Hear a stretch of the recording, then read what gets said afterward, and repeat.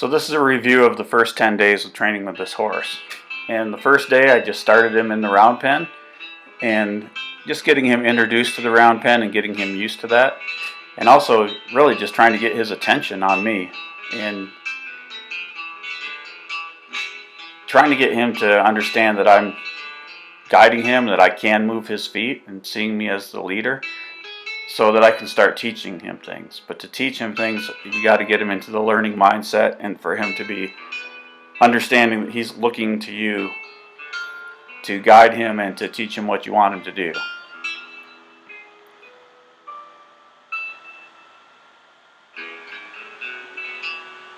So I'm not getting a lot of response out of him because he doesn't necessarily respect what I'm doing or understand what I'm doing, and he just wants to be over there with those other horses.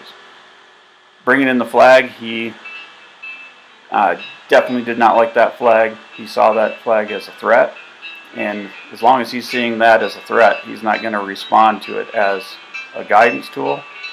He's just going to want to protect himself. And good reminder there that he's not trying to do anything to me. He doesn't see me as a threat, but I need to stay away from that flag. That's why you use that flag, is to give yourself a little distance, and he'll eventually get used to that flag, and I'll be able to use it as a guiding tool and to give him direction rather than just something that he's terrified of. And it also helps him get desensitized to things that are going to be flying around and moving and making noise around him, and to kind of ignore those things and focus on me, and to trust me that I'm not going to put him in any danger.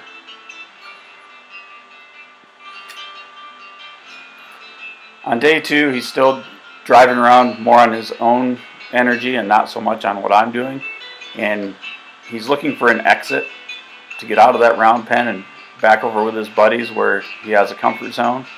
And he's not real comfortable with what I'm going to do because he doesn't know what I'm going to do. He doesn't know if that's going to be a good thing or a bad thing. So just getting him to start recognizing that we can be in there and that things are okay. So I slowed things down a little bit and just let him buddy up to me, showing him that he can be relaxed and comfortable with me as well.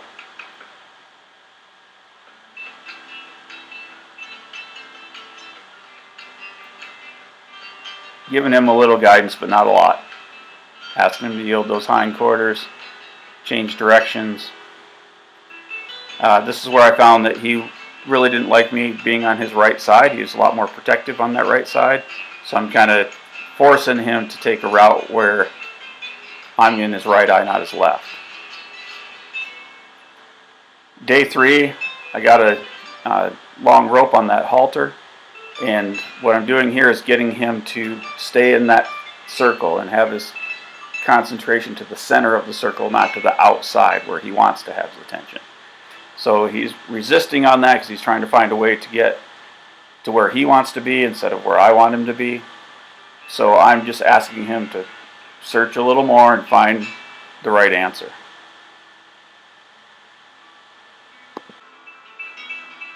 So here he's starting to figure it out. He's slowing down. He's got one ear and one eye on me.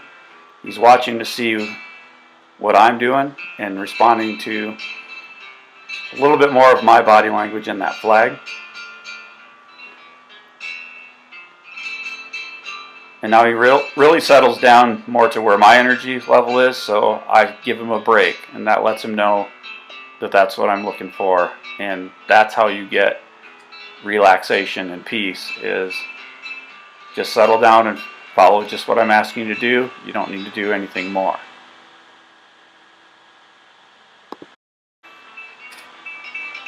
So we just took a break from that and worked on head yielding. So what I'm working with him here is getting him towards bridling, and anything that we're going to have to do with his head, I don't want him pulling his head up and away from me. And also getting him to yield with his feet.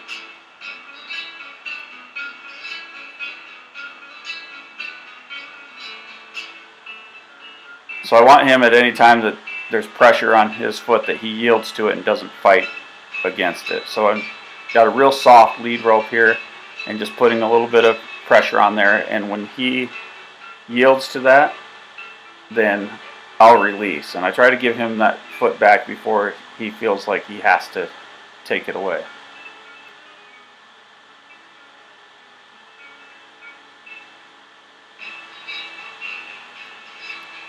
And of course, we do the same thing with all four. So here I'm just working on his hind leg.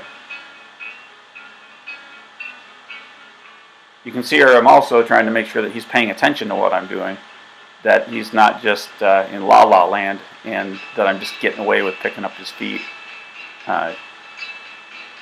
rather than him really consciously yielding. So see, he changes his weight right there, so he's consciously making the decision to give that foot to me, and that's what I'm looking for.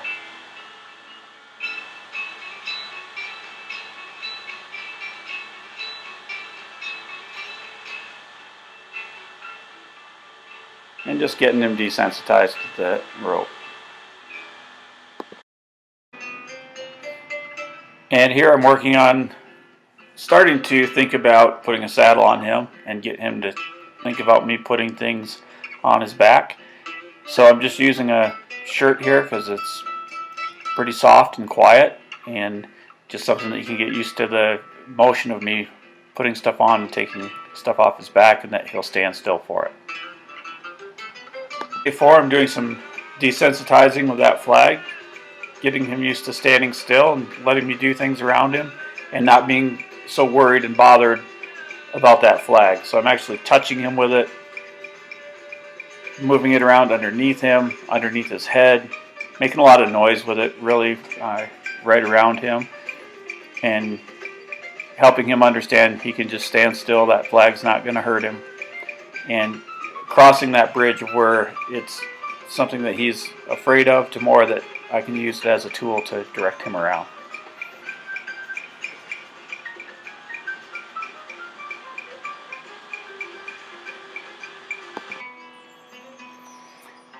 So now I'm using the flag to get his energy level where I want it to be, and I'm using my arms and my body language as well, and the flag is supporting that. So he's not so concerned about that flag now. He's starting to understand that it's not going to hurt him.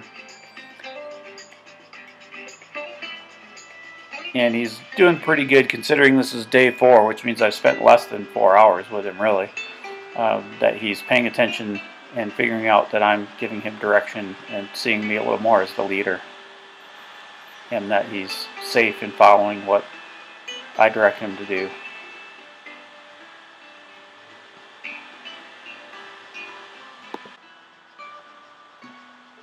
So day 5, I'm getting a lot more specific with him on his groundwork and his foot placement, and he's still operating a little bit on his own energy. So he's a little bit ahead, a little bit faster and more upbeat than what I'm giving him. He's responding a lot to the flag, but I'm using that flag to support what I'm asking him to do. So I'm opening that door with my right arm and then kind of driving him through still with the flag at that point. But I'm starting to develop more of a bubble around myself where he's giving me space instead of crowding in. So you can kind of see that dirt patch that's developed in the middle where I've been walking, and then where his tracks have dug out around that. So that's kind of my zone where the dirt is packed down, and his zone is outside of that. So I'm being more specific about that than having him kind of cut in that circle and charge through me or try to be right up next to me. And as he's stepping off, he's doing more of that 90-degree angle and stepping under with that inside hind.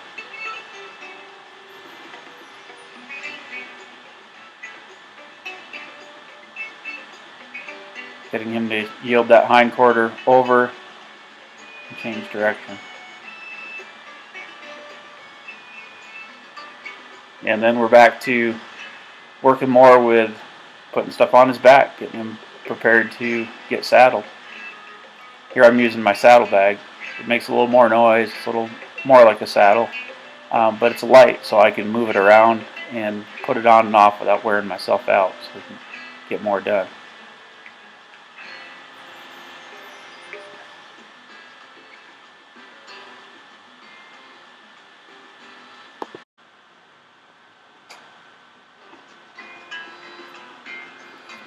On day 7 here, I'm being specific with him, getting a little closer in there so I can work his feet. I'm not using the flag, so he's a little less responsive. But I'm getting in there where I can really get that hindquarter stepped under and direct those front feet where I need them to be, and working them at close quarters. Walking around with a saddle pad on here, and that's just getting him ready for having stuff on his back and not feeling like he has to freak out about it. He's a little bit distracted by it, but it's not something that's really scaring him.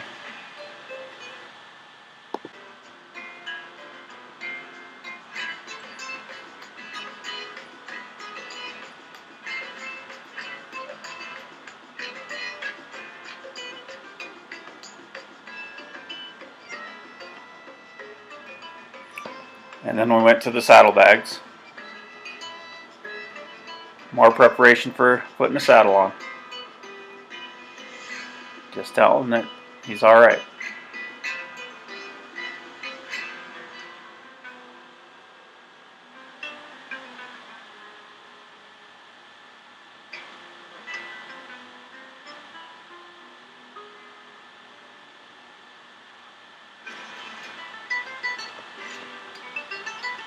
And now on day 8, just as kind of an experiment, I wanted to make sure that he was following my body language and not just getting pulled around by the rope. So I'm just giving him directions, using the flag a little bit, but not flagging him, and asking him to follow directions based on my body language.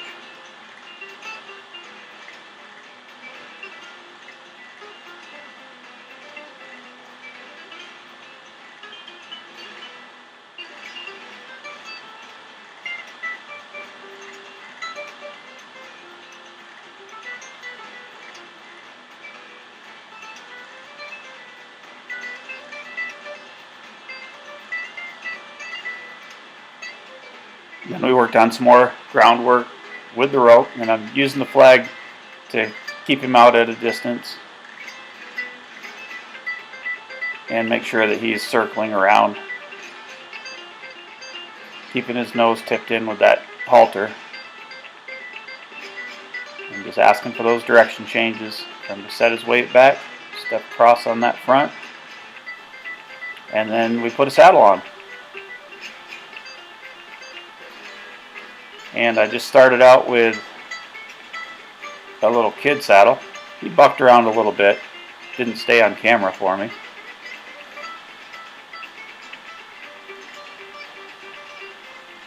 So he was a little uneasy about it, but actually handled it really well. I used the kid saddle so that I could take it off and put it on a lot if I needed to, and that it'd be a little less for him to have to deal with. But he dealt with that pretty well.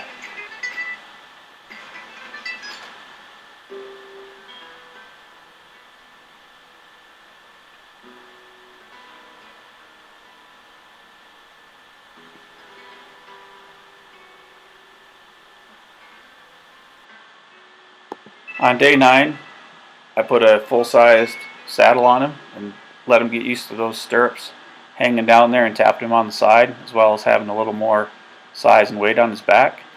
And I'm just going through his basic groundwork and just seeing if he can not get too distracted by that saddle, and just doing the things that we always do. And then started thinking about leading him from up on a saddle horse and wanting him to give a little extra distance around where I am. So giving him cues to stop while I'm still moving, and to stay out onto the end of that rope when I'm asking him to. And that's going to translate into me being up on the saddle horse.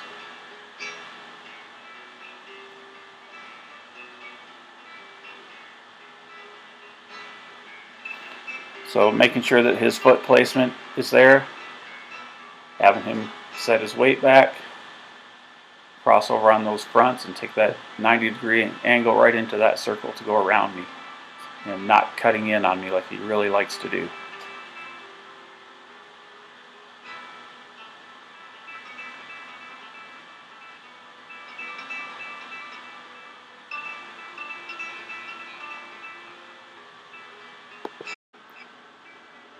So still on day 9 here, and I've got on my saddle horse and going to just ask this little colt to do his groundwork, having him walk around to my right.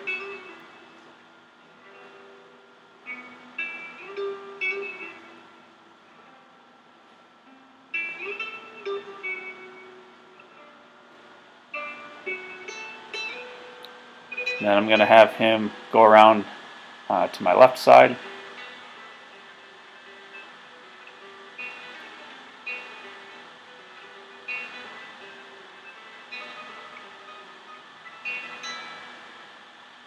I'm just starting on working on him being able to make circles around me and the horse and give us some space and position himself well and follow directions from me while I'm up there and not being too distracted by this other horse.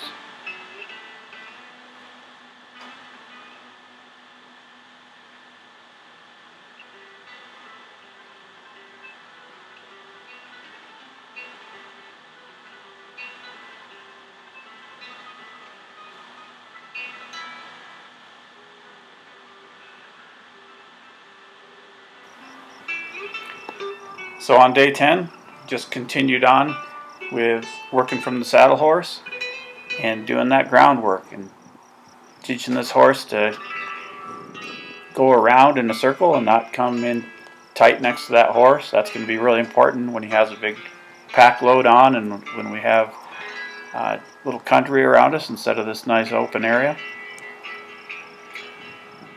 And he's doing really good at it. This is mostly what we did, but also there are some outtakes of some other things that we did on day 10 that will be on the YouTube channel, and hope that you'll take a look at that. And on the Facebook page, I'll put some more stuff from day 10 on there. But this is pretty much the first 10 days, which is basically a little less than 10 hours probably, and I appreciate everybody who's been following this. Hope you're enjoying it. We've still got a long way to go with this horse.